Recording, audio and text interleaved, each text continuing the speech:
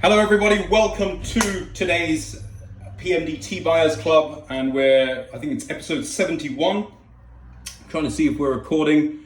Yes we are. Ian James Stokes is on. Stokesy, I hope you're well. I'm making one of your favorite recipes here, which is Masala chai. So I'll give it a few more minutes for everyone else to jump on. Hope everyone's having a good VE day.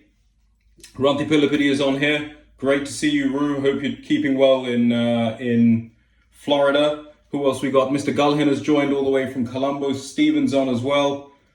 So today, guys, I'm going to be talking about how to make masala chai tea. So first of all, what is masala chai? Well, two words. Masala actually means spice and chai means tea. So a lot of you might have said the word, I'll have a chai tea. Well, actually what you're saying is tea. So chai is the word. It's a Hindi word used in India and right across the subcontinent, and it means tea. And what I'm going to be showing you today is how to make a pot of masala chai. And I'm just going to move over here and flip my my kettle on. So if I disappear for a second, don't worry. I'm just going to flip my kettle on so I've got my water boiling away.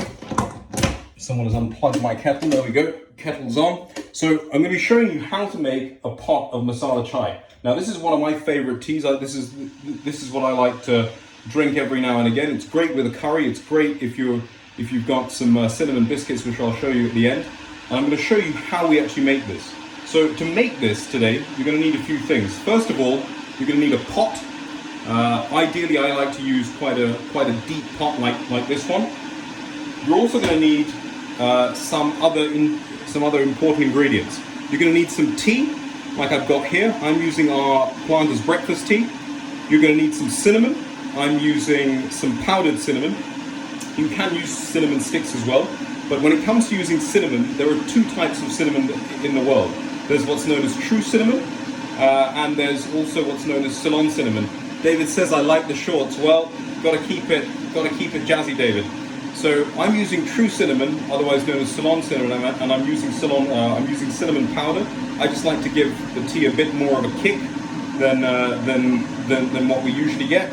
You're also going to need some pepper, and that's ground up, not in whole form. You will also need some cloves and some cardamom, which I've got here. And the most important ingredients that just gives a bit of a kick to this particular recipe of chai that we're making will be ginger. And what I've done here is taken off the skins of the ginger, sliced it up, and we'll be adding that. And I'll take you through exactly how much I've put, and we'll be putting the recipe up in one of the posts afterwards. Ruanti Ceylon cinnamon is the best, absolutely, right? The other thing you're also going to need is you'll also need some milk. And if you like to just, if you've got a bit of a sweet tooth, if you like to sweeten things up, some sugar as well will also be used. Now, the most important ingredients is also the tea. Now, for this recipe, I'm using our Planter's Breakfast. I would recommend that you guys use quite a strong tea for this. Something like our Planter's Breakfast, that small BOP grade of tea, is ideal. Other types of good tea that would be ideal are low-grown teas. So teas from southern Sri Lanka that have thickness, that have real briskness, real strength, they're ideal. Assam teas as well. Some of the smaller leaf grade Assams, even the Assam CTCs, would be ideal for this type of tea making. I had a friend of mine who messaged me today and said that he'll try and drop in for the live session, and said that he tried making chai with our Inverness. Now our Inverness tea is a high-grown orange pepper, and I've got the leaf here. It's a large leafy tea. It's high-grown, and I would not recommend this type of tea. The reason why I wouldn't recommend this type of tea is simply because higher in elevation you go, the lighter your tea becomes, and also the larger your particle size of tea, it also means that you get a thinner cup. Not a cup that lacks flavor, but a thinner cup. It won't have the body. When you're making a tea like this, and when you're adding all of these spices, when you're adding the milk, you need something that has briskness. So for that, I'm using our Planter's Breakfast. You could also use our Planter's Afternoon, or if you've got a good southern southern Sri Lankan tea, or even an Assam, or even a Kenyan tea, absolutely ideal. So how do you make this tea? I've just boiled up my water, and this is a recipe that that would be enough for 4 people. So you can make 4 cups of this. So the first thing to do is boil up your water. This is just a quicker way of doing it. Add your water into your pan. Obviously turn on your pan. I've already put the hob on. So in goes my water. Put it all in.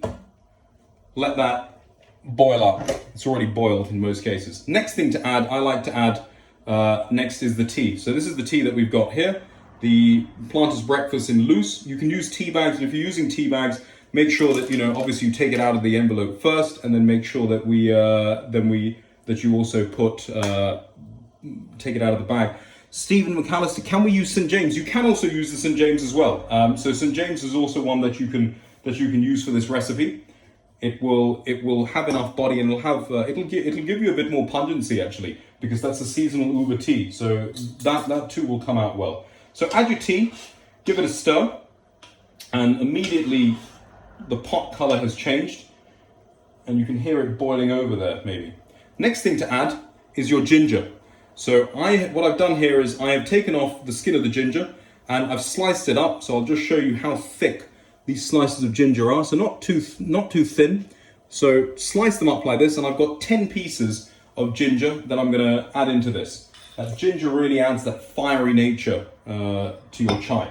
Now there's no set chai recipe. I go to friends' houses, and I've got one friend whose mother puts fennel seeds in their chai, and everyone's chai is different. So this is the way I like to make it. By all means, try this and try out your own twist on it. As I said previously, tea is a subjective thing. Next thing to go in is your cardamom. So I'm using whole pod here, and I recommend that you guys use the whole pod. Don't crush it up, and don't add it. Simply because you tend to find, if you're using very good cardamom, that it just overpowers the entire recipe. So add those whole. Next thing to go in is your clove. So I'm using, so for the cardamom pods, I had 10 pods of cardamom. Here for the clove, I've got five whole pieces of clove. Got a question here. What type of water are you using? Regular distilled water, or does it even make a difference? Here in London, where I am, or in the south of England, we have very bad water around here. So it's very hard, very calcified. So I always use bottled water. But if you don't want to use bottled water, by all means use filtered water. But if you can use softer water, you will always get a better brew. So some people who've joined, like I know that Ian who joined right at the beginning, if you're living somewhere like in Edinburgh, very soft water. In fact, his tap water is better than my bottled water. Sam Fletcher has joined as well. Hi Sam, how are you? So next ingredients to go in is the pepper. I'm using 1/4 teaspoon of pepper. Now I got this pepper from Masala in Sri Lanka when I was back there in January. Seems like a lifetime ago now. And this is some very, very strong pepper. This is some lethal pepper. We have some very strong pepper in Sri Lanka. So again, adjust this recipe to what you guys are using. So I tend to find the types of pepper that we get here in the UK, especially out of Tesco's, they're not too strong. You might need to add a bit more. But of course, before you actually drain your chai and you strain it, have a taste and see what it tastes like. And then if you want to add anything more, by all means do so. Right, next thing to go into your pot is your cinnamon. Make sure you're using Ceylon cinnamon, or what's known as true cinnamon. It makes a big difference to the taste. You can add whole pieces. I tend to prefer using powder. I tend to prefer using powder simply because I like to have a bit of a cinnamon kick in my cup of chai. Now I've put all that in. I'm going to put the lid on and I'm going to let it go for about just under 10 minutes. I'm just going to let it boil. I'm going to let all that flavor, all that goodness that's inside those spices come out. What else could you potentially add to your chai if you want to try this at home? Well, I mentioned fennel seeds. You could also try a bit of nutmeg, and I wouldn't recommend that you put an entire whole bit of nutmeg. Maybe if you've got whole nutmeg, grate a bit, add that into your pot. This is the beauty about this type of tea, is that you can be as creative as you want to be. There's no boundaries, there's no right or wrong, and each chaiwala that you find in India has their own individual recipe that they do. One of my good Indian friends once told me that in certain areas of India, in certain chaiwalas, they have a loyal following of people who come to drink their chai. And he claims, I don't know if this is true or not, he claims that certain chaiwalas add a bit of heroin or opium to their chai blend, and that their drinkers get hooked on that morphine kick, and they keep coming back to try this out. So obviously we haven't put that in. If you want to go to your dealer and try that, let us know how that goes, but I don't recommend it. So there's some other flavors that you can add. Now, what else do I have here that can also go into your chai? Well, once this boils up, I'm also going to be adding in some milk. For this, I'm using whole milk, but maybe you're vegan. Maybe you don't want to have milk in there. You can also try almond milk. You can try oat milk. So you can be very creative with this type of recipe. And then finally, once this is all boiled, I'll also be adding some sugar. I don't usually like to drink sugar with my tea, but when it comes to having chai, I like to have a bit of sweetness to my chai. Ilya 79 saffron. Yes, you can add saffron. Very expensive. And Angelo, yes, the cloves are already in the recipe. I've already added them in.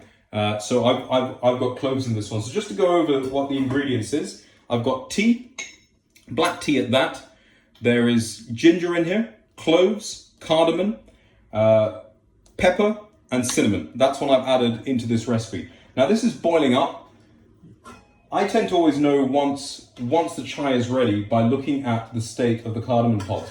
When they start to bubble up, if I can just show you there, once they start to look a bit like this, that needs a little bit more time, that needs a few more minutes. Once they start to bubble up, then I start to know that my chai is starting to extract all the flavor.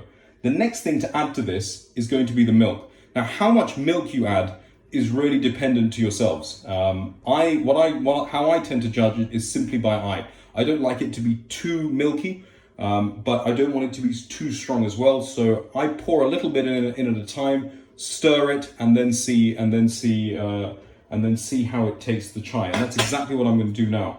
I'm going to give it a bit of a chai. This is nicely bubbling over. The smell from this is fantastic. And I'm going to add a little bit of milk into this pot. I'm going to add a tiny bit, and then again, like I said, give it a stir.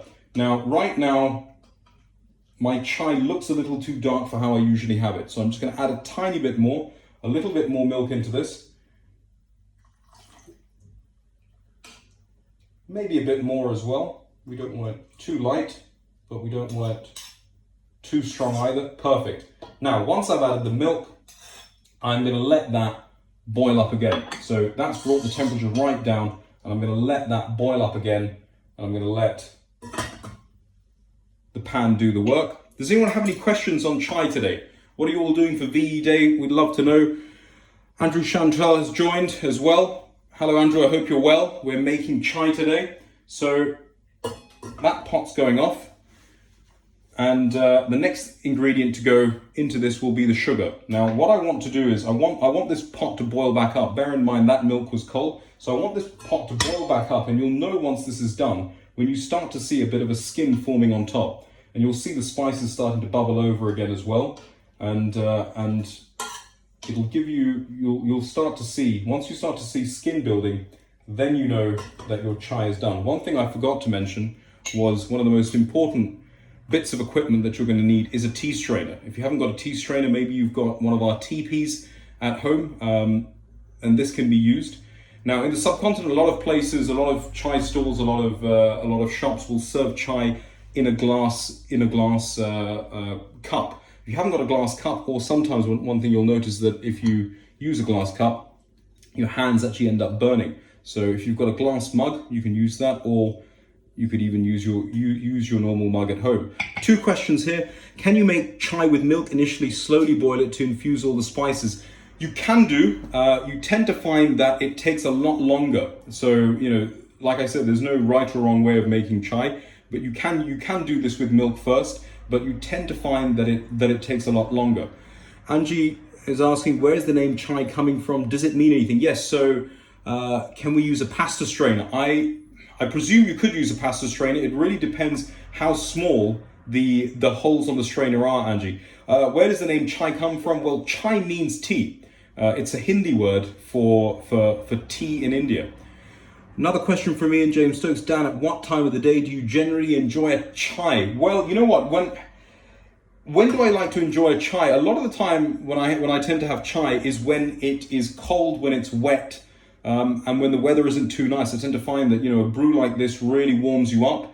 Other times of the day, at around sort of 4 or 5 o'clock when I'm sitting down to have a cup of tea, I tend to like to have a tea like this where I've got the time to make it and where I can enjoy it with a biscuit. And I'll show you what type of biscuits we've got in a second.